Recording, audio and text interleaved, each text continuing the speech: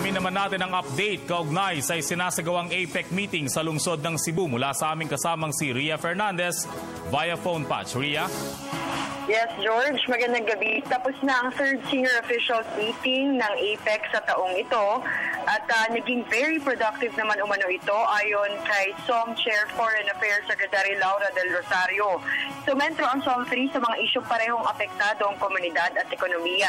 Halimbawa ang kalusugan, partikular ang disease prevention, gayong maraming nakahawang sakit ang umuusbong ngayon tulad ng Ebola at Middle East Respiratory Syndrome o MERS. Pinag-usapan din sa SOM3 ang disaster preparedness at mitigation. Ang Asia Pacifico kasi ang rehiyong pinakamadalas tamaan ng kalamidad.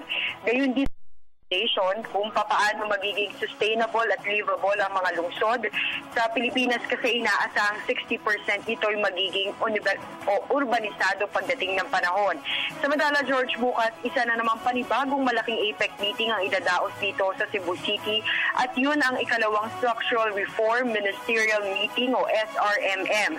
Crucial ang 2 araw na pagpupulong na ito sa pagpapanatili ng paglago ng ating ekonomiya ayon sa SRMM Chair na si NEDA Secretary Arsenio Balisacan. Tatalakayin kasi rito ang mga rekomendasyon mula sa mga nakalipas na technical working group meetings kaugnay ng mga polisiya at regulasyon ng bawat ekonomiya na maaaring baguhin para maging madali ang mga transaksyon. Ilan sa mga isyong itataas ang migration at cross-border practice of profession.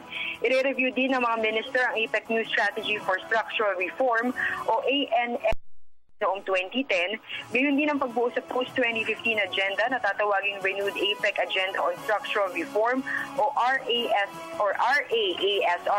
Sa kabuuan, George, iikot ang diskusyon sa 5 tema, ang Structural Reform for Inclusive Growth, Structural Reform and Innovation, Structural Reform and Services, Tools for Structural Reform at New Directions for Structural Reform in APEC.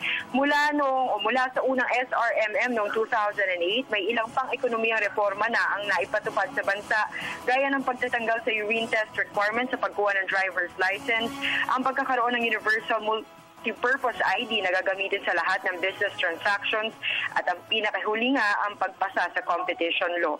Ito ang ating balita para sa APEC 2015 mula rito sa Cebu City. Ako si Ria Fernandez para sa Telebisyon ng Bayan. Salamat sa iyo, Ria Fernandez.